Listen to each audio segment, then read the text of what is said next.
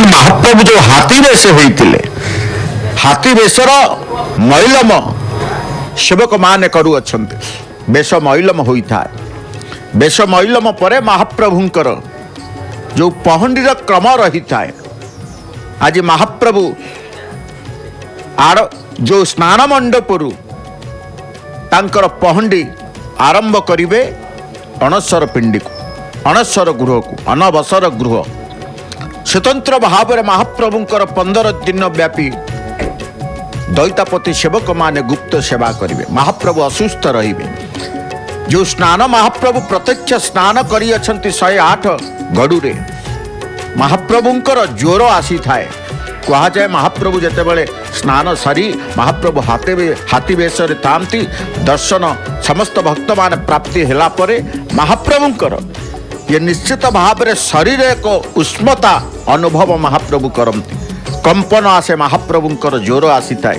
ତୁରନ୍ତ ମହାପ୍ରଭୁ ସ୍ନାନ ମଣ୍ଡପରୁ ସେ ଅଣସର ଗୃହକୁ ଯାଇଥାନ୍ତି। ଅନବସର ଗୃହରେ ମହାପ୍ରଭୁ ବିଶ୍ରାମ କରନ୍ତି 15 ଦିନ।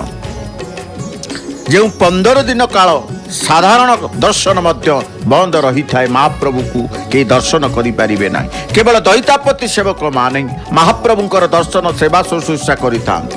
ଅନ୍ୟତ୍ର କେହି ମହାପ୍ରଭୁଙ୍କର ଦର୍ଶନ ପାଆନ୍ତି ନାହିଁ। ଏକ ତାଟି ଘର, ଯାହାକୁ ଅନବସର ଗୃହ କୁହାଯାଏ, ସ୍ୱତନ୍ତ୍ର ଭାବରେ ଆବଦ୍ଧ ରହି ଚତୁଃପାର୍ଶ୍ୱ ଆବଦ୍ଧ ରହିଥିବ।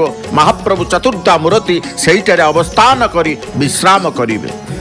ଏ ସମସ୍ତ ନୀତି ଆଜି ମହାପ୍ରଭୁଙ୍କର ଏହି ପହଣ୍ଡି କ୍ରମରେ ଅନୁଷ୍ଠିତ ହେବ। ଯେତେବେଳେ ପହଣ୍ଡିର କଥା ଆମେ କହୁଛେ, ପହଣ୍ଡି ନିଶ୍ଚିତ ଭାବରେ ମହାପ୍ରଭୁ ଏଠି ଗୋଟି ପହଣ୍ଡିରେ ଯିବେ। ଆସିଥିଲେ ଧାଡ଼ି ପହଣ୍ଡିରେ, ତାପରେ ଯିବେ ଗୋଟି ପହଣ୍ଡିରେ। ଜଣକ ପରେ ଜଣେ ଯେଉଁ ପହଣ୍ଡି ମହାପ୍ରଭୁଙ୍କୁ କରାଯାଇଥାଏ, ତା ଗୋଟି ପହଣ୍ଡି ବୋଲି କୁହାଯାଇଥାଏ। ଏ ପହଣ୍ଡିର କ୍ରମ ମଧ୍ୟ ରହିଥାଏ। ଧାଡ଼ି ପହଣ୍ଡି ରହିଛି, ଶୂନ୍ୟ ପହଣ୍ଡି ରହିଛି, ଗୋଟି ପହଣ୍ଡି ରହିଛି। ତେଣୁ ମହାପ୍ରଭୁଙ୍କୁ ବର୍ତ୍ତମାନ ଦୈତାପତି ସେବକମାନେ ତାଙ୍କର ଯେଉଁଭଳି ଭାବରେ ରତ୍ନ ମଣ୍ଡପରୁ ଚାରମାଳ ଦେଇ ପହଣ୍ଡି କରି ଆଣିଥିଲେ, ଠିକ୍ ସେଇଭଳି ଭାବରେ ସ୍ନାନ ମଣ୍ଡପରୁ ମହାପ୍ରଭୁଙ୍କୁ ଚତୁର୍ଦ୍ଧା ମୂର୍ତ୍ତିଙ୍କୁ ପହଣ୍ଡି କ୍ରମରେ ସେଇ ଆନନ୍ଦ ବଜାର ଦେଇ, ପାଟ ଅଗଣା ଦେଇ, 7 ପାହାଚ ଦେଇ ମହାପ୍ରଭୁ ବିଜେ କରିବେ, ବାହୁଡ଼ା ବିଜେ କରିବେ। ମହାପ୍ରଭୁ ମସ୍ତକରେ ମଧ୍ୟ ଟାହିଆ ଧାରଣ କରିବେ। ଯେତେବେଳେ ମହାପ୍ରଭୁଙ୍କର ଚକା ଠାରୁ ଓହ୍ଲେଇ ଆସିଥାନ୍ତି, ମହାପ୍ରଭୁ ଚକା ଉପରେ ବସିଅଛନ୍ତି। ଯେଉଁ ସ୍ନାନ ମଣ୍ଡପ ଦେଖୁଅଛନ୍ତି, ସୁନ୍ଦର ଭାବରେ ସେଠି ଚକା ପିଣ୍ଡି ରହିଅଛି। 3 ଗୋଟି ପିଣ୍ଡିରେ ମହାପ୍ରଭୁ 3 ଠାକୁର ବିରାଜମାନ କରିଅଛନ୍ତି। ବଡ଼ ବାଡ଼ଙ୍କ ପାଇଁ ଗୋଟିଏ ଚକା ରହିଅଛି, ମା ସୁଭଦ୍ରାଙ୍କ ପାଇଁ ଗୋଟିଏ ଚକା ରହିଅଛି ଏବଂ ଜଗନ୍ନାଥଙ୍କ ପାଇଁ ଗୋଟିଏ ଚକା ରହିଅଛି। ସ୍ୱତନ୍ତ୍ର ମାପର ଭିନ୍ନ ଭିନ୍ନ ମାପ ଥାଏ। ଜଗନ୍ନାଥଙ୍କର ଯେଉଁ ମାପର ପିଣ୍ଡି, ବଡ଼ ଠାକୁରଙ୍କର ସେ ମାପର ପିଣ୍ଡି ନୁହେଁ, କି ସୁଭଦ୍ରାଙ୍କର ସେ ବଳଭଦ୍ରଙ୍କର ପିଣ୍ଡି ଅନୁସାରେ ସେ ମାପର ପିଣ୍ଡି ନୁହେଁ। ଭିନ୍ନ ଭିନ୍ନ ମାପ ରହିଥାଏ। ସେ ଭିନ୍ନ ମାପର ପିଣ୍ଡି ସ୍ୱତନ୍ତ୍ର ଭାବରେ ଚକା ଉପରେ କଳା ମୁଗୁନି ପଥରର ଏକ ପିଣ୍ଡି ନିର୍ମାଣ ହୋଇଥାଏ, ଯାହାକୁ ଚକା ବୋଲି କୁହାଯାଏ। ଆଜି ମହାପ୍ରଭୁ ସେଥିରେ ଉପବେଶନ କରିଅଛନ୍ତି। ତେଣୁ ମହାପ୍ରଭୁଙ୍କର ଯେଉଁ ପହଣ୍ଡି କଥା ଆମେ କହୁଛେ, ମହାପ୍ରଭୁ ଆଉ ଟିକେ ସମୟରେ ମହାପ୍ରଭୁ ପହଣ୍ଡି ହେବେ। ଏଇ ବିଜେ ପହଣ୍ଡି, ଗୋଟି ପହଣ୍ଡି ବୋଲି ଆମେ କହୁଛେ। ପହଣ୍ଡି ସମୟରେ ପାଳିଆ ଖୁଣ୍ଟିଆ ମଣିମା ଡାକ ଦେଉଥିବେ। ଦେଖିବେ ଆପଣ, ମଣିମା ଡାକ ପଡ଼ିବ। ଶ୍ରୀଅଙ୍ଗକୁ ସାବଧାନ, ମଣିମା ଶ୍ରୀଅଙ୍ଗକୁ ସାବଧାନ, ଏ ପ୍ରକାର ଶବ୍ଦ ମଧ୍ୟ ପାଳିଆ ଖୁଣ୍ଟିଆ ନିଶ୍ଚିତ ଭାବରେ ତାଙ୍କର ପ୍ରଭୁଙ୍କର ସେବାରେ ସେ ସେବା କରିଥିବେ। ପହଣ୍ଡି ବିଜେ ବେଳେ ଯେତେବେଳେ ଦେଖିବେ, ପଣ୍ଡା, ପଶୁପାଳକ, ସୁଆର, ମହାସୁଆର, ପ୍ରତିହାରୀ, ଅନ୍ୟାନ୍ୟ ସେବକମାନେ ମଧ୍ୟ ଦୈତାପତିମାନଙ୍କୁ ସାହାଯ୍ୟ କରିଥାନ୍ତି। ପହଣ୍ଡି ବିଜୟ ସମୟରେ ସ୍ନାନବେଦୀ ପାହାଚଠାରେ ଠାକୁରମାନେ ରାଘବ ଦାସ ମଠ ଦେଇଥିବା ଟାଇଆ ଏବଂ ଚୂଳ ଲାଗି ହୁଅନ୍ତି। ଯେତେବେଳେ ଆସିବେ, ଯେତେବେଳେ ପାହାଚ ଆସିବ ସମୟରେ ସ୍ନାନବେଦୀରେ ଯେଉଁ ପାହାଚ ରହିଛି, ସେହି ପାହାଚଠାରେ ସ୍ନାନବେଦୀର ପାହାଚ ଉପରେ ହିଁ ମହାପ୍ରଭୁ ଟାଇଆ ଧାରଣ କରିବେ। ଯେତେବେଳେ ରତ୍ନମଣ୍ଡପରୁ ମହାପ୍ରଭୁ ଆସନ୍ତି, 7 ପାହାଚ ଉପରେ ଯେତେବେଳେ ମହାପ୍ରଭୁ ପହଞ୍ଚିବେ, ସେତେବେଳେ ରାଘବ ଦାସ ମଠ ପ୍ରଦତ୍ତ ଟାହିଆକୁ ମସ୍ତକରେ ଧାରଣ କରିଥାନ୍ତି।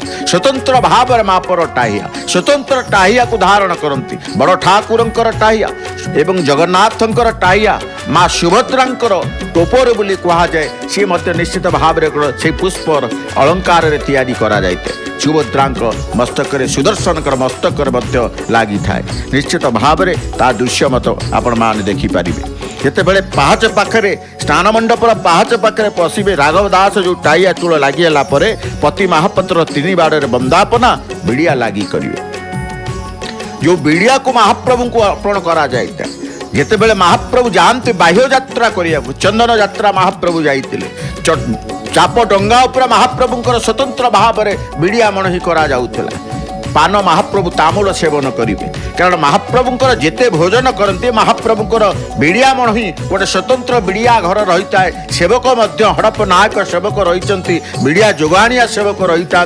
महाप्रभु उद्देश्य बिड़िया मणही कर तेणु महाप्रभुंकर जितेबले पहंडी आसवे से पाहाच निकटरे वंदापना जितेबले पति महापात्र एकाक सेवक पति महापात्र सी तांकर सेवा जितेबले करेंगे से सेवार से वंदापना सहित बिड़िया लगी जितेबले सुआसारी देउल और गरुड़ंक निकट में पहुँची जे सेठी भी वंदापना रही आज जितेबले महाप्रभु प्रत्यावर्तन करेंगे विजय पहंडी तांकर आरंभ हम ये अणसर गृह को जीवे से सुआसारी मंदिर पाखे तांकर वंदापना रही है एवं विशेष भाव में गरुड़ंक पाखे जितेबले पहुँची से ठाकुर माने पहंडी जितेबले अणसर पिंडी को विजय कलापर देखिए स्नान यात्रा विधि शेष होता है ठीक अणसर नीति आरंभ होता है किंतु देखा जितेबले गरुड़ंक निकट से रे वंदापना करा जाए स्नान मंडपुर जितेबले मदन मोहन को दक्षिण घर को विजय करती कारण स्नान मंडप जो मदन मोहन रही चलती प्रतिमा चलती विग्रह से भी प्रथम पहंडी होती कारण जितेबले आसबे पहंडी हुई पछरे मदन मोहन आसबे जितेबले अणसर गृह को प्रभु जीवे आग मदन मोहन जीवे यही क्रम पहंडीर कार्य होता है सेवा पहंडीर सेवा करते पहंडीर क्रम निश्चित भाव में आपण आज से स्नान पूर्णमीर ये अंतिम पर्याय कह जाना कारण महाप्रभु स्नान पूर्णमी जहाँ जहाँ नीतिकांति महाप्रभुंकर अनुष्ठित होता आज संपन्न करी महाप्रभु शेष में हाथी वेश दर्शन दे बेश उलागी मैलव हो महाप्रभु सादा वेश रही अर्थात महाप्रभुंकर ना अच्छी कौन पुष्प अलंकार ना अच्छी से हाथी वेशर सजसाज किछि आ महाप्रभु समस्त अंगरु से तांकर परित्याग करिसंती महाप्रभु जीवे वर्तमान अनवसर गृह को अणसर गृह को जीवे जो अणसर गृहर नीति एक स्वतंत्र नीति अणसर घरे जितेबले देखिए महाप्रभु 15 दिन व्यापी महाप्रभुंकर अनवसर गृह रे सेवा शुश्रूषा करेंगे दैतापति सेवक मान यही सेवा ही केवल दैतापति सेवक माने करिथांती अन्यत्र केही करि नथांती स्नान यात्रार समस्त स्नान कण रथ यात्रा कण नीलाद्रि विजय पर्यंत दैतापति सेवक मानकर निश्चित भाव में गुरुत्वपूर्ण भूमिका थाए तेणु प्रत्येक सेवक माने तांकर निष्ठापरतार सहित महाप्रभु उद्देश्य ये जो पहंडीर क्रम ठारू आरंभ करी महाप्रभुंकर जेते प्रकार सेवा रही नीलाद्रि विजय पर्यंत निश्चित भाव में तांकर सेवा से संपन्न करिथांती आजिर पहंडी क्रम जितेबले ब्राह्म मुहूर्त पहंडी हो चतुर्था मूर्तिंकर पहंडी दृश्य आपण देखिते कारण पहंडीर दृश्य देखिले अत्यंत पुण्यप्रदायक जितेबले महाप्रभु आसी थांती चतुर्था मूर्ति उत्तराभिमुखी होई स्नान मंडप को से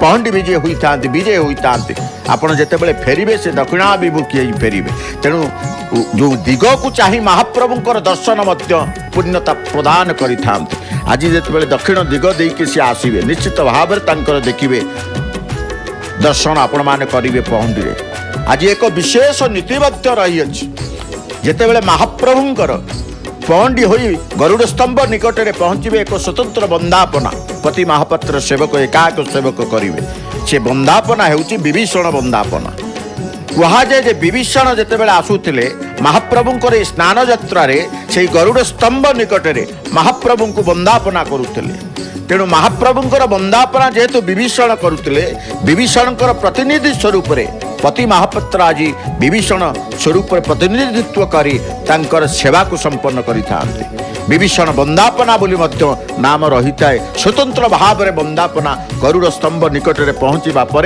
दक्षिणाभिमुखी होइकि थिबे सेतेबेले विभीषण वंदापना अनुष्ठित हेबो से विभीषण बंदापना पर पुनर्बार से अणसर गृह को अर्थात पश्चिम दिग को मुख करी प्रभुंकर यात्रा रहिब। स्नान यात्रा को नहीं विभिन्न पुराण ग्रंथ मानक महाप्रभुंकर वर्णना देखा मिले। विभिन्न वामदेव संहिता कहतु जगन्नाथंकर तत्व प्रतिपादक एक पौराणिक ग्रंथ ख्रीष्टीय 16 शताब्दी रचित यह ग्रंथ समुदाय 32 अध्याय रही। एथिरे जगन्नाथंकर तत्व सहित पुरुषोत्तम क्षेत्र महात्म्य वर्णना समेत श्रीमंदिर रे पालित जो परिपालित द्वादश प्रमुख यात्रा मानकर विधान एवं अलभ्य स्नान जोग विधान श्रीमंदिर रे विविध जो रही उत्पात शांति विधान प्रवृत्ति विषय मान उल्लेख रही। जगन्नाथंकर महात्मा जानी यात्रा पालन संपर्क में यह एक प्रामाणिक ग्रंथ भाव ग्रहण करा जाय था वामदेव संहिता। निश्चित भाव में देखुं सेवकंकर कई कई सेवक आलट धरी महाप्रभु को आलट बिंचिबा आरंभ कर सारे जे जो प्रकार देखिए महाप्रभु को वर्तमान सेवा सेवक संप्रदायर जो स्त्री लोक मान वर्तमान महाप्रभुंकर दर्शन करने निमंते स्नान मंडप रे जाई अछंती। प्रत्येक सेवक संप्रदायर घरु तांकर गुरुणी माने आसी महाप्रभु को प्रणाम करी दर्शन मध्य करिथांती विधान मध्य रही थाए। कारण महाप्रभुंकर दर्शन जेतेबेले महाप्रभु पहंडी होई जिवे से आउ अनवसर गृह रे प्रभु को दर्शन करि पारिबे नाही। तेणु महाप्रभु अनवसर गृह को जीवा पूर्व सिंहासन उपरे जो रही स्नान मंडप उपरे ये वेदी एक स्नान वेदी से वेदी उपरे महाप्रभुंकर दर्शन करने आसी अछंती एवं भक्त माने मध्य महाप्रभुंकर पहंडी विजय दर्शन अपेक्षा करिसंती। विजय पहंडी दर्शन करथिले प्रत्यावर्तन पहंडी मध्य दर्शन करिवे। सुदर्शन चक्रराज सुदर्शनकर दृश्यमान हेलेनी सुदर्शनकर टिके कारण सुदर्शन आगे विजय हेबे। जेतेबेले पहंडी क्रम आपण देखिए प्रथमे सुदर्शन चक्र को पहंडी करा जाइते शून्य पहंडी रे दैतापति स्कंद रे से जाई थांती चक्रराज सुदर्शन जो स्तंभाकार सुदर्शन देखु अछंती ये महाप्रभुंकर वाम पार्श्व रे रही अछंती। स्तंभाकार ये जो सुदर्शनंकर चक्रंकर अनेक महात्म्य मध्य रही था। वामदेव संहिता कथा कहते जितेबाला विस्तृत भाव में वर्णना देखा मिले स्नान यात्रार प्रसंग उपरे। वामदेव संहितार 14 अध्याय देखिए महाप्रभुंकर स्नान उत्सव वर्णना रही अच्छी। यही अध्याय 7टी श्लोक ठार 48 श्लोक मध्य स्नान उत्सव विधि महात्म्य विषय सविशेष उल्लेख रही है। पार्वती और वामदेव मध्य होइतिबा कथोपकथन यही विषय प्रकाश पाई। वामदेव संहिता पौराणिक ग्रंथ स्नान यात्रा पालन विधि संपर्क में मध्य शुल्क ताहार निश्चित भाव में उपस्थापन करा जाइछि। किनु जगन्नाथंकर स्नान उत्सव कपिल संहितार वामदेव संहितार विभिन्न ग्रंथ मानक ताहा वर्णित होइथिबार परिलक्षित होता है। तेणु स्नान यात्रार स्वतंत्र नीति मध्य रही था। स्वत्व लिपि मुताबक स्नान यात्रा प्रसंग मध्य रही था। स्नान यात्रा देखिए महाप्रभुंकर जो सेवक माने रही था आज स्नान यात्रा मठ मानकर भूमिका मध्य रही था। नीति कार्य संपादन करने पुष्पालक रहिबे जहाँ को पशुपालक कहा जाए, महाजन सेवक रहिबे, सुदस्वार रहिबे, चर्चावाला रहिबे, पति महापत्र सेवक, मुदिरस्थ सेवक, पूजापंडा सेवक, पालिया मेकाप, छामु खुंटिया, चांगड़ा मेकाप, छतार, घंटुआ, काहालिया, दैतापति एभली भाव में देखिए सुना गोसाई, घटुआरी, तड़ौ पट्टनायक, भंडार मेकाप, गराबड़ू, दत्त महापत्र, पालिया प्रतियारी, स्वार बड़ू, पत्री बड़ू, गरा बड़ू, तलिच महापत्र प्रधानी, बाजावाला ठू आरंभ कर दरजी, लिंका, पाइक, पालिया पुष्पालक, देउलकरण, भितरछ महापत्र, भंडार मेकाप, अमानिया छतार एवं खड़का गोपाल तीर्थ मठ और राघवदास मठ तरफ प्रतिनिधि आसी स्नान यात्रा समस्तंकर सेवा को संपन्न करिथांती। आहा सेवक संप्रदायर गृहिणी माने जाई प्रभु को दर्शन करी आनंद चित्तरे तांकर फेरुचंती। प्रभु को से दर्शन प्राप्ति हेले। महाप्रभुंकर स्नान उत्सव निश्चित भाव में एक स्वतंत्र उत्सव आपण जानिथिबे। ज्येष्ठ पूर्णिमार यही पर्व को पालन करा जाए। शुक्ल पक्ष चतुर्दशी दिन रात्रे जितेबाला महाप्रभुंकर बड़ सिंगार सरी थाए भोग सरीबा पर पहड़ आलती पर महाजने लक्ष्मी और श्री मदन मोहन को दक्षिण घर को विजे करी थांती। सरस्वती श्री माधव को खट सेज घरे पलंकर विजे करा जाई था। यहाँ पर सुधु स्वार मुदुली ठारू पात्र सज नहीं मंगलार्पण सामग्री पितल बटारे सजाड़ा पर पूजा पंडा पति महापतर मुदिरस्त तीन बाड़े मंगलार्पण करती।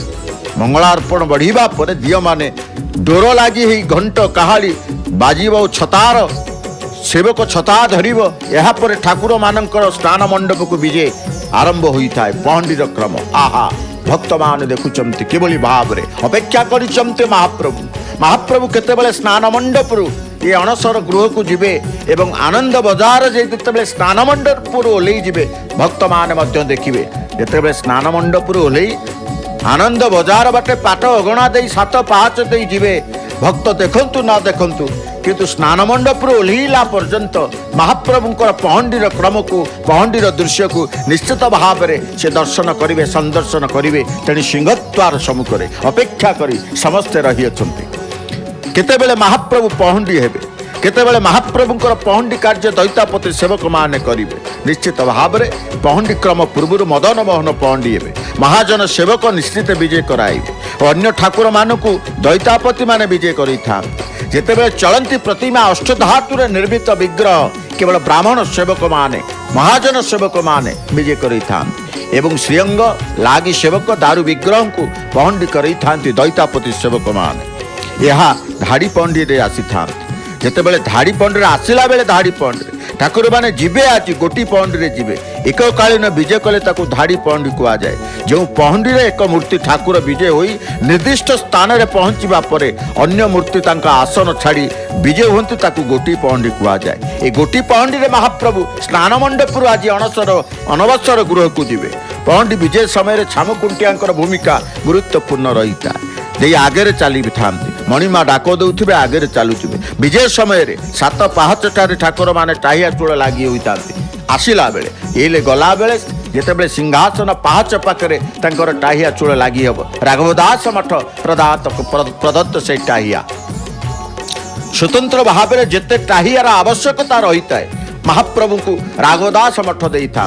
जितेबाला आज स्नान पूर्णमी महाप्रभु जितेबाला रत्न मंडप आसी सात पाहच निकट में पहुँचले टाहिया धारण कले एवं से टाहिया जितेबाला स्नान मंडप में पहुँची गले टाहियार आवश्यकता पड़ा ना। महाप्रभु चका विजय करीगले। चका विजय जितेबाला महाप्रभु चका को छाड़े पुणी स्नान मंडप पाहच निकट में पहुँचे पहंडी हे से टाहियार आवश्यकता पड़े। पुणी टाहिया दुई गोटी टाहिया आसी थाए महाप्रभुंकर बड़ बाड़ सकाशे एवं जगन्नाथ बाड़ सकाशे जितेबाला जाती टाहिया धारण करेंगे एवं जितेबाला रथ पर स्नान पर महाप्रभुंकर रथ उपरे जितेबाला रथ उपर को विजय करती से सात पाहच निकट में महाप्रभुंकर ये टाहिया महाप्रभु धारण करि मस्तक रथ उपरे बसिबा परे महाप्रभुंकर टाहिया आवश्यकता न थाए। रथ चलिला बेले बढ़िला बेले रथ महाप्रभु स्वतंत्र भाव में मुक्त मुखारबिंद को भक्त मान को दर्शन प्रदान करिथा। केवल आखिरे महाप्रभु देखुथिबे। आज जेमते स्नान मंडप रे महाप्रभु बसिचंती दुईटी आखि महाप्रभु समस्त संसार को देखुअछंती समस्त सेवकों को देखुअछंती।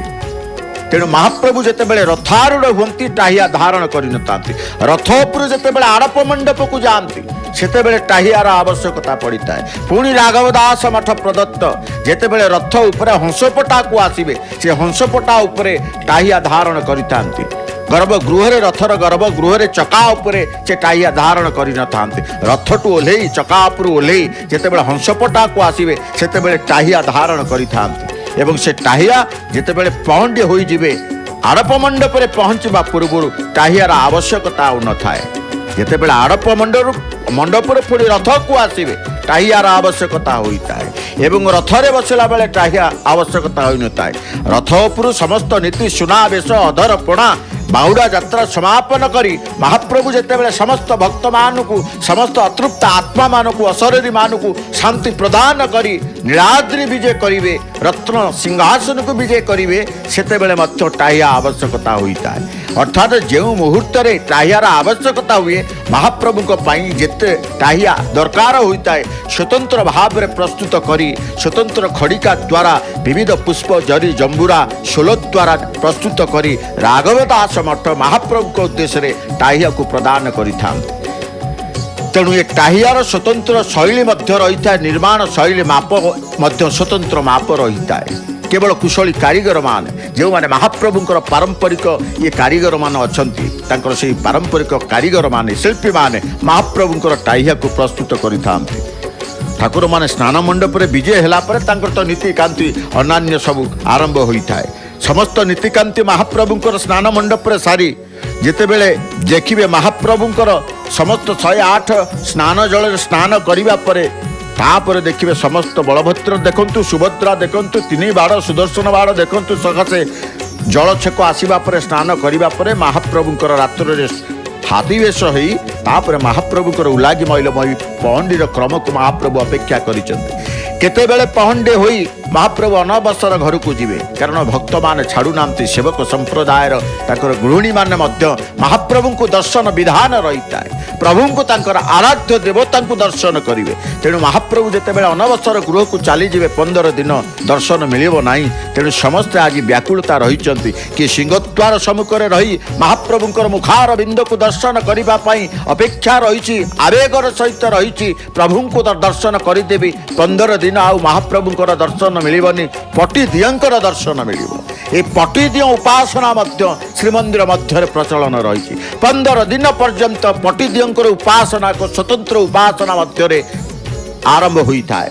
ये पटचित्र द्वारा ठाकुरंकर चित्र प्रतिमा को उपासना करा जाए। 10 अवतार पटी मध्य कहा जाए 10 अवतार ये उपासना होता से 10 अवतार विषय देखिए माधव मध्य उपासित होती एवं विभिन्न 3 पटी दियों सम्मुखें एक स्वतंत्र खट सेज उपरे विग्रह माने बसी था एवं चित्र प्रतिमा तांकर स्वतंत्र ताटी उपरे लगी थाए जो ताटी पटी दियों को स्वतंत्र भाव में चित्र शिल्पी माने तांकर स्वगृह रे हविषान्न रही तांकर सुंदर भाव में प्रस्तुत करिथांती पटी ठाकुर को। जो पटी ठाकुरंकर दर्शन अनेक भक्त माने आसीतांती पटी ठाकुरंकर दर्शन करबा निमंते जेतेबेले पटी ठाकुरंकर दर्शन सरी जाए एवं पटी ठाकुरंकर दर्शन जेतेबेले करिथांती भक्त माने निश्चित भाव में पटी दियंकर उपासना चली थाए। यही 15 दिन काली ठारू महाप्रभुंकर अलारनाथ दर्शन आरंभ हेब।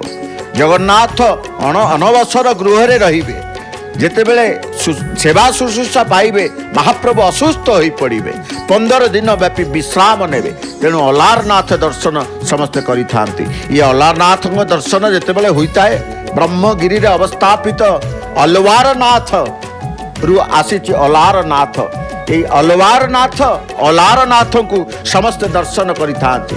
ये दर्शन रे 15 दिन भितर अलारनाथ दर्शन रे चतुर्धा मूर्ति दर्शन पुण्य फलता मिलता है। ब्रह्म को दर्शन कले दारु ब्रह्म को दर्शन कले जो फल प्राप्ति होता है अलारनाथ को दर्शन कले से पुण्य फल प्राप्ति होता है। तेणु महाप्रभुंकर जेतेबेले दर्शन बंद होता है से समय रे ब्रह्मगिरी अवस्थापित अलारनाथंकर दर्शन आरंभ होता है। प्रत्येक भक्त जगन्नाथ प्रेमी जो माने जगन्नाथ को नित्य दर्शन करते एभली भी भक्त मान अच्छा महाप्रभुंकर 365 दिन दर्शन करिवार क्रम से रही था। जो 365 दिन महाप्रभुंकर दर्शन भितर जो 15 दिन महाप्रभुंकर अनवसर गृह रे रही था जे दर्शन प्राप्ति वंचित रहिबे से अलारनाथंकर दर्शन करी 365 दिन वर्ष तमाम पुण्यता बा व्रत को से साधन करि था। अर्थात जितेबेले 15 दिन अनवसर गृह रे महाप्रभु रहिबे तेबे 365 दिन व्रत धारण करितबा व्रतधारी माने अलारनाथंकर दर्शन प्राप्ति होता एवं अलारनाथ को दर्शन करी निश्चित भाव में तांकर व्रत धारण करिथांती। भक्त देखुचंती सेवक देखुचंती समस्त अपेक्षा करिचंती प्रभुंकर निर्देश को। जेतेबेले अनवसर कथा कहूथिले अनसर नीति एक स्वतंत्र नीति आपण देखिबे स्नान पूर्णिमा दिन जितेबेले विलंबित रात्र महाप्रभुंकर जितेबेले पहंडी होता है श्री विग्रह मानकर अणसर पिंडी को बाहुड़ा विजय बोली कह जाए सेठारे 3 बाढ़ग्राही दैतापति द्वारा श्रीअंग लगी ରାହୁ ରେଖା ଯେଉଁ ରହିଛି ଏବଂ ରତ୍ନ ଚିତାମାନ ରହିଛି ବାହାର କରାଯାଇ ତଡ଼ଉକରଣ ଦେଉଳକରଣଙ୍କ ମାର୍ଫତରେ ଦିଆଯାଇଥାଏ। ସେମାନେ ଏହାକୁ ଚାଙ୍ଗଡ଼ା ମେକାପ ଠାରୁ ନେଇଥିବା ସିରି କାପଡ଼ା ଉତ୍ତମ ରୂପେ ବାନ୍ଧି ମଦନ ମୋହନଙ୍କ ମୁଦରେ ସିଲ୍ ଦେଇ ଭଣ୍ଡାର ମେକାପଙ୍କ ତତ୍ତ୍ୱାବଧାନରେ ଭଣ୍ଡାର ଘରେ ରଖିଥାନ୍ତି। ଏ ମଦନ ମୋହନ ଯେଉଁ ମୁଦ ଯେଉଁ କୁହାଯାଏ ସିଲ୍ ବୋଲି କୁହାଯାଏ, ଯେତେବେଳେ ମହାପ୍ରଭୁଙ୍କର ଦ୍ୱାର ପହଡ଼ ନୀତି ହୋଇଥାଏ, ଦ୍ୱାର ବନ୍ଦ ହୋଇଥାଏ, ସେଇ ବନମାଟି ଆବରଣ ଦେଇ ଏଇ ମୁଦ ମଦନ ମୋହନଙ୍କ ମୁଦ ସିଲ୍ ଲାଗିଥାଏ। ତା ପରଦିନ ଯେତେବେଳେ ସମ୍ପୃକ୍ତ ସେବକମାନେ ଆସିଥାନ୍ତି ଦ୍ୱାର ଫିଟା ନୀତି ସମ୍ପନ୍ନ କରିବାକୁ, ପ୍ରଥମେ ମଦନ ମୋହନ ସିଲ୍ ପରଖିଥାନ୍ତି ଠିକ୍ ଅଛି କି ନାହିଁ। ଭିତରଛ ମହାପାତ୍ର ହୁକୁମ ଜାରି କରନ୍ତି, ସେତେବେଳେ ଦେଖନ୍ତି ଯେ ତାଙ୍କର ମୁଦ ଠିକ୍ ଅଛି କି ନାହିଁ। ଯେତେବେଳେ ମୁଦ ଠିକ୍ ଥିବ ଦ୍ୱାର ଫିଟା ନୀତି ସମ୍ପନ୍ନ ହୋଇଥାଏ। ଯଦି ମୁଦ ଠିକ୍ ନାହିଁ ତେବେ ନିଶ୍ଚିତ ଭାବରେ କେହି ଜଣେ କ'ଣ ଆସିଅଛି ବୋଲି ତାହା ଧରାଯାଇଥାଏ। ତେଣୁ ମୁଦକୁ ଆଗ ପରଖିଥାନ୍ତି। ସେଇ ମଦନ ମୋହନ ମୁଦ ସ୍ୱତନ୍ତ୍ର ଭାବରେ ମହାପ୍ରଭୁଙ୍କର ଏକ ସିଲ୍ ରହିଛି। ତେଣୁ ସେ ସିଲ୍ ମୋହର ବାଜିଲେ ଏ ମହାପ୍ରଭୁଙ୍କର ମୋହର, ସ୍ୱତନ୍ତ୍ର ଭାବରେ ଏ ମୋହର। ଯେତେବେଳେ ଅଣସର ପିଣ୍ଡିରେ ଠାକୁରମାନେ ବିରାଜମାନ ହେବା ସମୟରେ କୋଠ ସୁଆଁସିଆ ମାନେ ଅଣସର ପିଣ୍ଡି ଚାରିପଟେ ବାଉଁଶ ତାଟି ଦ୍ୱାରା ଆବଦ୍ଧ କରିଥାନ୍ତି। ସ୍ୱତନ୍ତ୍ର ଭାବରେ ଏକ ଗୃହ, ଯେଉଁ ଗୃହକୁ କୁହାଯାଏ ଅନବସର ଗୃହ ନିର୍ମାଣ କରିଥାନ୍ତି କୋଠ ସୁଆଁସିଆ ସେବକମାନେ। କେବଳ ସେ ଗୃହକୁ ଯିବା ପାଇଁ କୋଠ ସୁଆଁସିଆ ଯେଉଁ ନିର୍ମାଣ କରିଥିବେ ପ୍ରଭୁଙ୍କର ଅନବସର ଗୃହ, ସେ ଗୃହକୁ ଯିବା ପାଇଁ ଗୋଟେ ସ୍ୱତନ୍ତ୍ର ଦ୍ୱାର ମଧ୍ୟ ରହିଥାଏ। ଧୁକୁଡ଼ି ଦ୍ୱାର ପାର୍ଶ୍ୱରେ ତାଟିର ଏକ କ୍ଷୁଦ୍ର ଦ୍ୱାର ରହିଥାଏ। ମହାପ୍ରଭୁଙ୍କର ଧୁକୁଡ଼ି ଦ୍ୱାର, ଅନେକ ଦ୍ୱାର ମହାପ୍ରଭୁଙ୍କର ରହିଛି।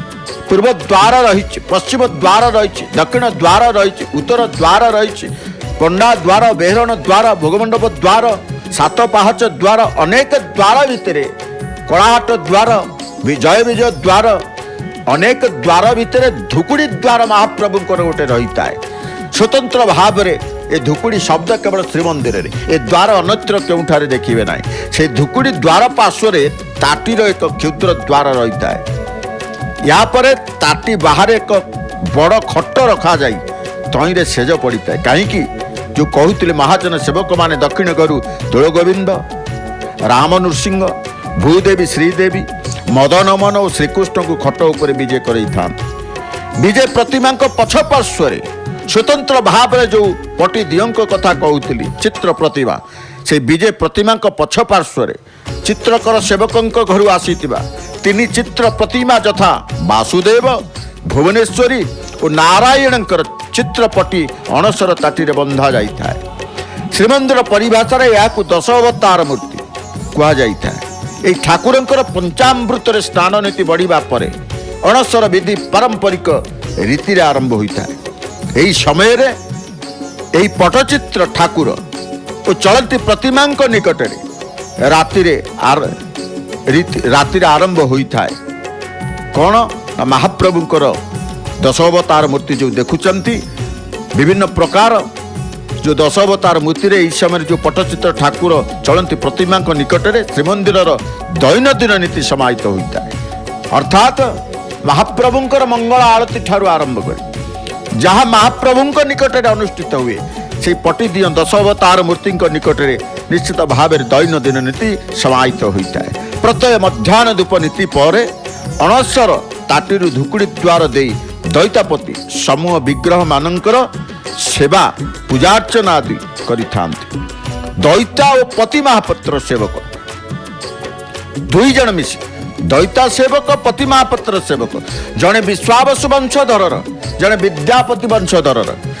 ତେଣୁ ଦୈତା ଏବଂ ପତି ମହାପାତ୍ର ସେବକ ଏହି ସମୟରେ ପ୍ରଭୁଙ୍କର ସେବା ଯତ୍ନ ନେଇଥାନ୍ତି। ଏପରିକି ଏମାନଙ୍କ ବ୍ୟତୀତ ଅନ୍ୟ କୌଣସି ଭକ୍ତ ଅଣସର ସମୟରେ ବିଗ୍ରହମାନଙ୍କର ଦର୍ଶନ କରିପାରିନଥାନ୍ତି। ଜଣେ ବ୍ୟକ୍ତି ଜ୍ୱର ରୋଗରେ ପୀଡ଼ିତ ହେଲେ ଯେଉଁପରି ପଥି ପାଚନ ଔଷଧର ଆବଶ୍ୟକତା ପଡ଼ିଥାଏ, ଠିକ୍ ସେହିପରି ଦାରୁ ବ୍ରହ୍ମରୂପୀ ଶ୍ରୀ ବିଗ୍ରହମାନଙ୍କର ସମସ୍ତ ସେବା ଦୈତାପତି ସେବକମାନେ ଅତି ଆଗ୍ରହ ନିଷ୍ଠାର ସହିତ କରିଥାନ୍ତି। ପୀଡ଼ିତ ରୋଗୀଙ୍କ ଖାଦ୍ୟ ଯେପରି ସରଳ ତରଳ ସ୍ୱାସ୍ଥ୍ୟବର୍ଦ୍ଧକ ହୋଇଥାଏ, ସେହିଭଳି ବିଗ୍ରହମାନଙ୍କର ଲିଆ, ଛତୁ, ଗୁଡ଼ ଖଇ, ପଣସ, ଆମ୍ବ ଏସବୁ ପ୍ରସାଦ ଅର୍ପଣ ସମେତ दूध सर छेना कर्पूर जायफल नवात मिश्रित पणा प्रपानक भोग मध्य करा जाय थाए महाप्रभु उद्देश्य तेणु सूचना योग्य ये देखिए यही समय ठाकुर माने शुक्ल वस्त्र शुक्ल पुष्प धारण पूर्वक एक वस्त्र रही था महाप्रभु जो वस्त्र परिधान करिथिबे सेही वस्त्र रे महाप्रभु रही था तेणु महाप्रभुंकर जो अनवसर नीति एक स्वतंत्र नीति रही था ठीक से ही बड़ी दैतापति माने मध्य प्रभुंकर यही समय रे जेतेबेले सेवा करती यही समय रे एक वस्त्र होई महाप्रभुंकर सेवा कार्य तुले था गोटे वस्त्र पिंधि महाप्रभु गोटे वस्त्र थे सेवक दैतापति सेवक निष्ठा भाव तांकर सेवा से करिथांती देवस्नान पूर्णिमा पर जो द्वितीय तिथि देखिए श्रीअंगरू जो सेनापटा देखुंत महाप्रभुंकर लगी होती पहंडी बेले महाप्रभु सेनापटा लगी होता है गुप्त सेवा दैतापति सेवक माने करिथांती श्रीअंगर सेनापटा लगी होता है कारण श्रीअंगर सुरक्षा दृष्टि सेनापटा को दैतापति सेवक माने महाप्रभुंकर श्रीअंगरे लगी करिथांती से श्रीअंगरू सेनापटा एवं उदा वस्त्र जहाँ 108 कलश स्नान करिथे प्रत्येक वस्त्र महाप्रभुंकर आर्द्रता थिबो एवं जेतेबेले आर्द्रता कढ़ा जाए आर्द्रता जो वस्त्र कढ़ा जीव से वस्त्र अनुभव करिवे स्पर्श करिवे उष्णता अनुभव करिवे महाप्रभुंकर शरीर उत्ताप से वस्त्र ही हरण करिथांती आर्द्रता वस्त्र स्वतः जीवंत ठाकुर बोली सेवक माने अनुभव करती महाप्रभुंकर प्रति मुहूर्त प्रत्येक वर्गर श्रीअंग लगी सेवक माने महाप्रभु को जितेबाला अनुभव करिथांती सेवा करिथांती अंगस्पर्श को करिथांती वास्तव में से अनुभव करती ये होउचंती जीवंत ठाकुर कथा कुआ ठाकुर महाप्रभु तेणु प्रत्येक सेवक माने यही समय जितेबाला अनवसर गृहित दैतापति माने महाप्रभुकर सेवा करती वास्तव में अनुभव करती जगन्नाथ किए सेठी से महाप्रभु पाखरे समर्पी जाई हे चका नयन हे दारु ब्रह्म हे जगत ठाकुर जगन्नाथ तांकरी पदार बिंदरे सपरिवार आज समर्पी जाइचंती दैतापति सेवक मानकर कारण वर्ष को थरिए 365 दिन सुधु स्वारंकर से दैतापति विश्वावसुंकर सेवा रही था एवं विशेष भाव में रथयात्रा स्नान यात्रा सेवा देखा मिलता है देवस्नान पूर्णिमा परदिन आम कहते सेनापटा जितेबाला उदावस्त्र लगी उलागी होता है से बड़ी चतुर्थ दिन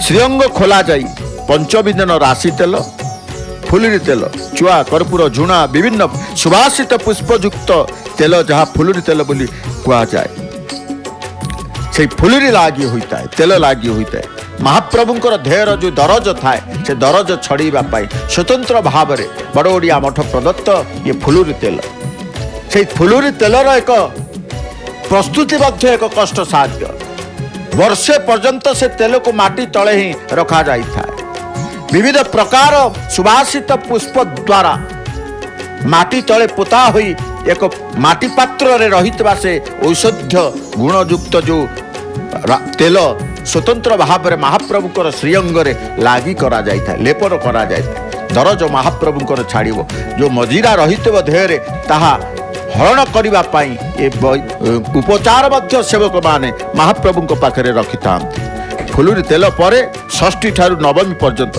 गुप्त सेवा महाप्रभुंकर ये अणवसर गृह तापर देखिबा जेतेबेले दशमी आसिला ठाकुर मानकु चका प्रस्तर निर्मित गोलाकर आकृति ऊपर विजय करती जहाँ को कुआ जाए चका विजय बोली महाप्रभु आम कहीचे जितेबेले बसंती रथ उपरे बसिले चका उपरे बसिबे काष्टर निर्मित चका सिंहासन उपरे बसिले चका उपरे बसिबे तेणु चका नथिले महाप्रभु बसंती नाही चका विजय बोली कहा जाए चका अपसरा बोली कहा जाए महाप्रभुंकर स्वतंत्र भाव में नीति रही तेणु चका उपरे बसिला परे एकादशी रे देखिए चंदन लगी 10 मूल वैद्यों द्वारा स्वतंत्र वैद्य महाप्रभुंकर रही से वैद्य प्रस्तुत करिथिबे विविध चेरमूली दरी जो आदि औषध सब तैयारी करते मोदक ताकू लागी करा जाए अनवसर एकादशी दिन राघवदास मठ और श्रीमंदिर प्रशासन पक्षर प्रदत्त मोट 15 केजी चंदन काठ को घटुआरी माने पूर्वर घोरी ଚନ୍ଦନ ଯୋଗାଇଥାନ୍ତି। ଦକ୍ଷିଣ ଘରେ କର୍ପୂର କେଶର ବଟା ଯାଇ ଚନ୍ଦନରେ ମିଶା ଯାଇ ଏଥିରେ ଆବଶ୍ୟକୀୟ ପରିମାଣରେ କସ୍ତୁରୀ ମଧ୍ୟ ପଡ଼ିଥାଏ। ସୁବାସିତ ପାଇଁ ଦଇତା ଓ ପତି ମହାପାତ୍ର ତିନି ବାଡ଼ରେ ଏହି ଚନ୍ଦନକୁ ଅଣସର ଗୃହରେ ଠାକୁରମାନଙ୍କର ଶ୍ରୀଅଙ୍ଗରେ ଲାଗି କରିଥାନ୍ତି। ଏହି ସମୟରେ ବାହାରେ ପାଳିଆ ଖୁଣ୍ଟିଆ ମଣିମା ଡାକ ଦେଇଥାନ୍ତି। ହଡ଼ପ ନାୟକ ବିଡ଼ିଆ ମଣହି କରିଥାନ୍ତି। ରାଘବ ଦାସ ମଠ ପ୍ରଦତ୍ତ 22 ହାଣ୍ଡି ଖଇ କୋରା କଦଳୀ ପଣସ ଆମ୍ବ ଇତ୍ୟାଦି ଭୋଗ କରାଯାଇଥାଏ। ଏହି ଦିନଠାରୁ ବିଗ୍ରହମାନେ ତୁଳସୀ ଓ ବିଭିନ୍ନ ସୁବାସିତ ପୁଷ୍ପ ଲାଗି ହୋଇଥାନ୍ତି। ଅର୍ଥାତ୍ ମହାପ୍ରଭୁ ଆଜି ଯାହା ଦେଖୁଛନ୍ତି ମସ୍ତକରେ ତୁଳସୀ ଧାରଣ କରିଛନ୍ତି, ଅନବସର ଗୃହରେ ମହାପ୍ରଭୁଙ୍କର ତୁଳସୀର ଆବଶ୍ୟକତା ରହିବ ନାହିଁ। କେବଳ ମହାପ୍ରଭୁଙ୍କର ଶୁକ୍ଳ ଧଳା ରଙ୍ଗର ଫୁଲ ମହାପ୍ରଭୁଙ୍କୁ ଆବଶ୍ୟକତା ପଡ଼ିଥାଏ। ତୁଳସୀ ପତ୍ରର ଆବଶ୍ୟକତା ପଡ଼ିନଥାଏ। ଯେତେବେଳେ ମହାପ୍ରଭୁଙ୍କର ଶରୀର ସୁସ୍ଥ ହେବ, ମହାପ୍ରଭୁ ନବ ଯୌବନ ଦର୍ଶନ ଦେବେ। ସମସ୍ତଙ୍କ ଦର୍ଶନ ବେଳେ ପୁନର୍ବାର ମହାପ୍ରଭୁ ତୁଳସୀ ପତ୍ରର ଆବଶ୍ୟକତା ପଡ଼ିଥିବ। ବିଡ଼ିଆ ମଣୋହି ମଧ୍ୟ ସେତେବେଳେ କରାଯାଇଥାଏ। ମହାପ୍ରଭୁ ଯେତେବେଳେ ଦେଖିବେ ମହାପ୍ରଭୁଙ୍କର ଅସୁସ୍ଥ ଅଛନ୍ତି, ଯେମିତି ପାଟି ଜରୁଆ ପାଟି ବୋଲି କୁହାଯାଏ, ଜ୍ୱର ଯାହାକୁ ହେଇଥିବ, ଜ୍ୱର ଯାହାକୁ ହେଇଥିବ, ଅରୁଚି ଲାଗିଥାଏ, ପାଟି ଟିକେ ଆମ୍ବିଳା ଆମ୍ବିଳା ଲାଗିଥାଏ। ତେଣୁ ମହାପ୍ରଭୁଙ୍କର ମଧ୍ୟ ସେଇଭଳି ଏ ପାଟି ଟିକେ ଅରୁଚି ହେଇଥାଏ। ଯେତେବେଳେ ଧୀରେ ଧୀରେ ସୁସ୍ଥ ହେବେ ବିଡ଼ିଆ ମଣୋହି ମଧ୍ୟ କରାଯାଇଥାଏ। ସ୍ୱତନ୍ତ୍ର ଭାବରେ ବିଡ଼ିଆ ମହାପ୍ରଭୁ ବିଭିନ୍ନ ପ୍ରକାର ବିଡ଼ିଆ ଖାଇଥାନ୍ତି। ଚୌତା ବିଡ଼ିଆ ଖାଇଥାନ୍ତି, ଖିଲି ବିଡ଼ିଆ ଖାଇଥାନ୍ତି, ନଳି ବିଡ଼ିଆ ଖାଇଥାନ୍ତି। ବିଭିନ୍ନ ପ୍ରକାର ବିଡ଼ିଆ ସ୍ୱତନ୍ତ୍ର ଭାବରେ ପ୍ରସ୍ତୁତ ହୋଇଥାଏ। ଅଳିଚ ପଡ଼ିଥିବ କିନ୍ତୁ ଚୂନ ଦିଆଯାଇନଥିବ। ନିଶ୍ଚିତ ଭାବରେ ମହାପ୍ରଭୁଙ୍କର ବିଡ଼ିଆ କେବେ ବି ଶ୍ରୀମନ୍ଦିର ଭିତରେ ଯଦି କୌଣସି ସେବକ ବନ୍ଧୁମାନେ ଅଛନ୍ତି, ମହାପ୍ରଭୁଙ୍କର ବିଡ଼ିଆରୁ ଯଦି ଖଣ୍ଡିଏ ଖାଇଥିବେ ମନମୁଗ୍ଧକର ହେଇଯିବ। ସେ ପାଟିର ସୁବାସିତ ଏତେ ପ୍ରଖର ରହିବ, ଯେଉଁଠିକି ଯେବେ ସେ ବିଡ଼ିଆର ବାସନା ସମସ୍ତଙ୍କୁ ନିଶ୍ଚିତ ଭାବରେ ଆକୃଷ୍ଟ କରୁଥିବ। ତେଣୁ ବିଡ଼ିଆ ସେବା ମଧ୍ୟ ମହାପ୍ରଭୁଙ୍କର ହୋଇଥାଏ।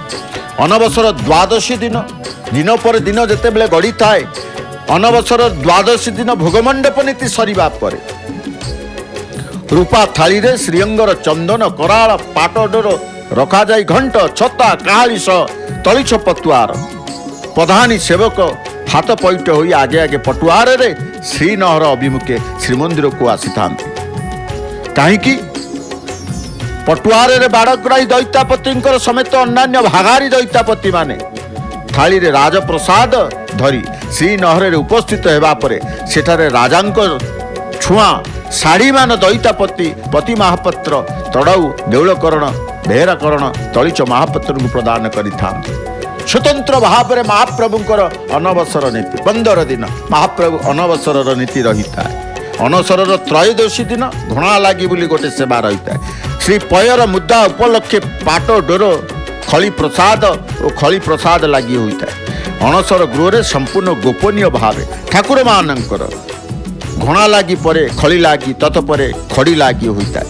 ଘଣ୍ଟ ଛତା କାହାଳି ସହ ଖଳି ପ୍ରସାଦ ଅଣସର ସୁଦୂସ୍ୱାର ଘରଠାରୁ ଶ୍ରୀମନ୍ଦିରକୁ ବିଜେ କରିଥାନ୍ତି। ଯେଉଁ ମହାପ୍ରଭୁଙ୍କର ସୁଦୂସ୍ୱାର ବୋଲି ରହିଥାନ୍ତି ଦୈତା ସେବକଙ୍କ ମଧ୍ୟରେ ସୁଦୂସ୍ୱାର ତାଙ୍କରି ଘରେ ପ୍ରସ୍ତୁତ ହୋଇଥାଏ। ସ୍ୱତନ୍ତ୍ର ଭାବରେ ଏ ଖଳି ପ୍ରସାଦ ସୁଦୂସ୍ୱାର ଘରଠାରୁ ଶ୍ରୀମନ୍ଦିରକୁ ବିଜେ କରିଥାନ୍ତି। ଯେତେବେଳେ ଦେଖିବେ ମହାପ୍ରଭୁଙ୍କର ସ୍ନାନ ପୂର୍ଣ୍ଣମୀ ଆସିଲା, ପ୍ରଥମେ ପଟି ଦିଅ ବିଜେ ହେଲେ ଚିତ୍ରକର ସେବକଙ୍କ ଗୃହରୁ। ଚିତ୍ରଶିଳ୍ପୀ ଯେଉଁମାନେ ମହାପ୍ରଭୁଙ୍କର ପାରମ୍ପରିକ ଚିତ୍ରଶିଳ୍ପୀ ରହିଛନ୍ତି, ରଥଠାରୁ ଆରମ୍ଭ କରି ଚନ୍ଦନ ପର୍ଯ୍ୟନ୍ତ ମହାପ୍ରଭୁଙ୍କର ସ୍ନାନ ମଣ୍ଡପ ଠାରୁ ଆରମ୍ଭ କରି ପ୍ରତ୍ୟେକ ମଣ୍ଡପର ଚିତ୍ରିତ କରିଥାନ୍ତି। ସୌନ୍ଦର୍ଯ୍ୟକରଣ ବୃଦ୍ଧି ପାଇଁ ତାଙ୍କର ସେବକମାନେ ମଧ୍ୟ ମହାପ୍ରଭୁଙ୍କର ରହିଛନ୍ତି ଚିତ୍ରକର ସେବକ। ତାଙ୍କରି ଘରୁ ସ୍ୱତନ୍ତ୍ର ଭାବରେ ପଟି ଦିଅ ଆସିଥାନ୍ତି। ତେଣୁ ସେଇଭଳି ଭାବରେ ପଟି ଦିଅ ଯେତେବେଳେ ଆସିଥାନ୍ତି, ଯେତେବେଳେ ମହାପ୍ରଭୁଙ୍କର ଗୁପ୍ତ ସେବା ଖଳି ଲାଗି ହୋଇଥାଏ, ଏ ଖଳିର ପ୍ରସ୍ତୁତି ସୁଦୂସ୍ୱାରଙ୍କ ଘରେ ହୋଇଥାଏ। ସ୍ୱତନ୍ତ୍ର ଭାବରେ ଘଣ୍ଟ ଛତା କାହାଳି ମଧ୍ୟ ପଟୁଆରରେ ଏ ଖଳି ବିଜେ ହୋଇଥାଏ ଶ୍ରୀମନ୍ଦିରକୁ। ଯେମିତି ପଟି ଦିଅଙ୍କର ବିଜେ, ହାତୀ ସଜର ବିଜେ, ମହାପ୍ରଭୁଙ୍କର ଶ୍ରୀଅଙ୍ଗରେ ଲାଗି ହୋଇଥିବା ଉପକରଣ ମାନ ମଧ୍ୟ ପଟୁଆରରେ ମହାପ୍ରଭୁ ଆଣିଥାନ୍ତି। ତେଣୁ ଅଣସର ବା ଅନବସର ଚତୁର୍ଦ୍ଦଶୀ ଦିନ ବଡ଼ ସିଙ୍ଗାର ଧୂପ ପରେ ପ୍ରପାନକ ଓ ଚକଟା ଭୋଗ ସରିବା ପରେ ଦତ୍ତ ମହାପାତ୍ର ଭୂମି ମାପ କରି ବନକ ଲାଗି କରିଥାନ୍ତି। ବନକ ଲାଗି ଗୁପ୍ତ ସେବା ପ୍ରତ୍ୟେକ ଦିନ ଆପଣ ଦେଖୁଥିବେ साधारण दिन मानक गुरुवार बुधवार महाप्रभुंकर जो बनक लागी होता है गुप्त सेवा को मध्य संपन्न करिथांती स्वतंत्र सेवक दत्त महापात्र सेवक जो दत्त महापात्र सेवकंकर आज भी भूमिका थिला श्रीमुख पोछा अदर पोछा जी करुले जो सेवक से सेवक महाप्रभु जिते पंडी हो आसी चका विजे करगले महाप्रभुंकर जो झाड़ बाहर थाए मुखर बाहर थाए शरीर बाहर थाए ता पोछापी गोटे नीति गोटे सेवक रही था दत्त महापात्र सेवक महाप्रभुंकर बनक लागी करिथांती अधर पोछा करिथांती श्रीमुख पोछा करिथांती से सेवकों द्वारा संपादित होता है सुंदर भाव में मेघनाद प्राचीर आज आलोकित मालार सुसज्जित हुई महाप्रभुंकर ये बाह्य प्राचीर मेघनाद प्राचीर संपूर्ण रूपे प्राचीर प्रस्तर गुड़िक हूँ बौलमाला प्रस्तर ये बौलमाल शाण पत्थर रे समस्त प्राचीर निर्माण करा जायछि कपिलेन्द्र देवଙ୍କ समय राजा कपिलेन्द्र देव जेतेबेले राजत्व करुथिले तांकरी राजत्व समय मेघनाद प्राचीर एवं ये जो स्नान मंडप आज महाप्रभु बसिचंती तांकरी राजत्व समय स्नान मंडप मध्य निर्माण करा जायतिबा इतिहास पृष्ठार मिलता है अनवसर कथा जो आपण आज आलोचना चली महाप्रभु चली अणस्वर गृह कौन से अणस्वर गृह किए करती से अणस्वर गृह रे सेवा केते दिन महाप्रभु से अणस्वर घरे सेवा पाती अणस्वर गृह रे किपरि भावे महाप्रभुंकर गुप्त सेवा चली थाए ये कौन गुप्त सेवा चली थाए ता गोपनीय महाप्रभुंक अणस्वर गृह रे को सेवा चली थाए गोपनीय सेवा कारण महाप्रभुंकर विभिन्न प्रकार सेवा रही दैनिक सेवा रही सामयिक सेवा रही गुप्त सेवा रही से भली ये होचंती गुप्त सेवा महाप्रभुंकर जेमती बनक लागी होता है गुप्त सेवा महाप्रभुंकर पैता लागी होता है गुप्त सेवा सेहीपरि महाप्रभुंकर अनवसर गृह रे अणस्वर गृह रे गुप्त सेवा दैतापति सेवक माने करिथांती अणस्वर त्रयोदशी दिन घणा लागी श्री पयर जेतेबेले मुद्दा उपलक्षे पाट डोर खली प्रसाद कथा कहते लगी है भाव में अणस्वर चतुर्दशी दिन बड़ सिंगार धूप पर पणा चकटा भोग सरीबा परे दत्त महापात्र भूमि माप करी बनक लागी करिथा बनक लागी सरीबा परे दैतापति माने भीतर को जाई चका अपसर लागी करिथा चका अपसर महाप्रभुंकर जो चका विजय चका अपसर ये स्वतंत्र भाव में शब्द ये शब्द केवल श्रीमंदिर में देखिए जितेबले चका अपसर सरी थाए यह सरीबा परे 10 अवतार ठाकुर मान निकट मंगल आरती अवकाश नीति बढ़ी थाए तत्पर महाजन सेवक माने 5 मूर्ति विजय प्रतिमा को दक्षिण घर और भूदेवी श्रीदेवी को खटसेज घर को विजय करता मंडली 3 पटी दियों को विमला मंदिर पार्श्व मंडली गृह स्वतंत्र भाव में मंडली घर रही से मंडली घर रे ये ताती दियों को रखा जाता है एवं विजय करा जिबा परे कोठ सुआसिया अणस्वर ताटी गुड़िक खोली बाहर को नहीं आसी था यहाँ पर से स्थान पानी रे धुआ जिबा परे महाप्रभु मानक नव यौवन दर्शन निमित्त सर्वसाधारण जनता भक्त मानकर भीतर काठ निकट को छड़ा जाई यही दिन ठारू विग्रह माने 12 लागी पाट खंडुआ परिधान करिथांती वस्त्र परिधान करिथांती तेणु विभिन्न पुष्प अलंकार विभूषित होता यही दिन तांको सम्मुखरे अन्न भोग होता है यहीपरि अणस्वर विधि मध्य महाप्रभुंकर स्वतंत्र भाव में 15 दिन काल अनुष्ठित होता है जेतेबेले महाप्रभुंकर अणसर बा अणस्वर अनवसर नीति बोली कहा जाए किभली भाव में महाप्रभुंकर अनवसर चले से संपर्क सम्यक धारणा मध्य सीधा प्रसारण कार्यक्रम माध्यम आपण जानिए बाकी रही महाप्रभुंकर वर्तमान महाप्रभु भक्त समाज भक्त जनता को क्यों भक्त न आसी पारी महाप्रभु टिके अटकी जाइए कारण महाप्रभुंकर हाथी वेश मैल मौलागी सैलाणी बाकी रही महाप्रभुंकर पहंडीर क्रम जितेबाला पहंडी जीवा पूर्व महाप्रभु टिके विलंब करिथा काले किए को भक्त आसुथिबो महाप्रभु को प्रार्थना निवेदन करिथिबो अंतर भितर अंतर्जामी समस्त अंतर कथा जानती तेणु महाप्रभु पहंडी रे टिके विलंब कर दियंती अरे आसु आसु मोर भक्त आसु दर्शन करुचंती 15 दिन मते दर्शन पाइबेनी ये व्याकुलता तांको मन जो थाए आसी जातु टिके दर्शन कर दिंतु मुखार बिंद को पदार बिंद को श्रीअंग को दर्शन करी भक्त मान फेरी जातु 15 दिन काल पटी दियंकर दर्शन करेंगे। तेणु भक्त बंधु आज प्रभुंकर जिते बड़े पहंडीर क्रम हम आपण देखिए। आसतु आम सहित उपस्थित अच्छा पंडित सौम्यरंजन पंडा ब्राह्म मुहूर्त आज तांकर धारा विवरणी प्रदान कर आसुचंती जय जगन्नाथ टीवी रे एवं सिद्धार्थ भक्ति रे सिद्धार्थ टीवी रे। कारण सिद्धार्थ टेलीविजन नेटवर्क चतुर्थ चैनल जय जगन्नाथ टीवी आज से महाप्रभुंकर श्रीक्षेत्र पुरी स्नान उत्सव सीधा प्रसारण देखुअछंती केवल जय जगन्नाथ टीवी रे सिद्धार्थ टेलीविजन नेटवर्क जय जगन्नाथ टीवी रे देखुअछंती सिद्धार्थ भक्ति रे देखुअछंती एवं सिद्धार्थ टीवी रे मध्य देखुचंती महाप्रभुंकर अपूर्व स्नान उत्सवर ये यात्रा विवरणी धारा विवरणी। आसंतु परवर्ती धारा विवरणी को प्रदान करने सौम्यरंजन पंडा को अनुरोध करवा अमृत वाणी को आपणकर ये रात्र रे आपण निकट में पहुँचेवा।